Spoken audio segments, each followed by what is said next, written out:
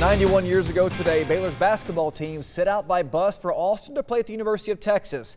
Now, 10 of the 22 passengers died when a train hit the team's bus at a crossing in Round Rock, the worst such accident in Texas history at the time. Now, the students who died soon became known as the Immortal 10. The Baylor men wore the last names of the Immortal 10 on their backs of their jerseys tonight. Bears in desperate need of a win or risk falling to 2-6 in the Big 12. Kansas State started the game on fire. That's Ahmad Wainwright, the brother of former Baylor standout Ish Wainwright. Late first half, Tristan Clark, a huge block. Manu goes the other way. Hey, give it back to the big man. He does. Clark dialing long distance, buries a three. Later, Jake Lindsey, he's going to spot his man Nunio Mott. Alley-oop, slams it home. Then 6 seconds left before halftime. Big Joe, you can't leave the man wide open, knocks down a three. Baylor trailed by 5 at the break, but they go on to lose for the 6th time in the last 8 games. They fall tonight 90-83. All right, let's stay in the Big 12. Texas scoring off against Iowa State. Kerwin Roach, he was dialing long distance. Right there, one of 8 threes for the Horns on the night. Then Roach going to drive in the lob to the big freshman. Mohamed Bamba slams it home, 24 points, 12 boards. Later, it's Roach again, this time in the corner, 22 points on 8 of 15 shooting. Texas, they roll tonight, 73-57. Over in Belton, UMHB's Shaq Martin was named the American Southwest Conference Player of the Week. The junior from Killeen scored 21 points in a 4-point win over Concordia last Saturday. In 17 games, he's averaging close to 6 points and 3 rebounds. The crew will be back in action on Thursday when they host Howard Payne at 7:30.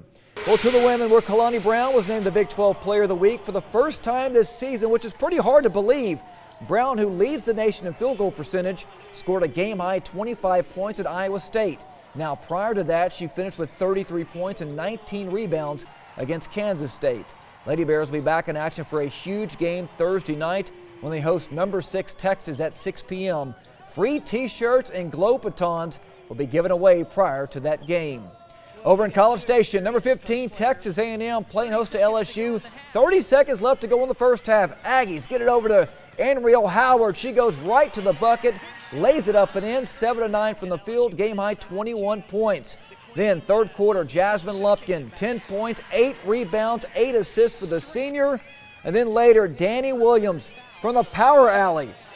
Texas A&M, they improved to 5-2 in the SEC, winning 69-59.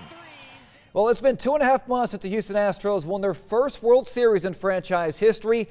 This Friday, baseball makes its return as MCC will open the 2018 season at home with a doubleheader against Angelina. Highlanders come in ranked number 4 in the preseason NJCAA Division I Top 25 poll. They're also picked to win the North Texas Junior College Athletic Conference. Mitch Thompson returns Josh Breaux, who's the number 1 MLB draft JUCO prospect in the nation. Also Tristan Bayless and Bailey Horn, who are also named the JUCO prospect list. Their non-conference schedule absolutely loaded with number 1 Chipola and number 2 San Jacinto on the schedule for February and March. Head coach Mitch Thompson talked about how important it is playing high-profile teams before conference begins. When you get to conference, you want to have already played all. You want to know what you got. You want to know what you have as a coach. You want to, your team has got to face competition, and you have to know what good is. And so you've got to play good people. You know, we could schedule some places and win games 23-1 and put up great stats, but that's not going to prepare us for the end of the year. And really, at our level, that's all we're trying to do is prepare for the end of the year.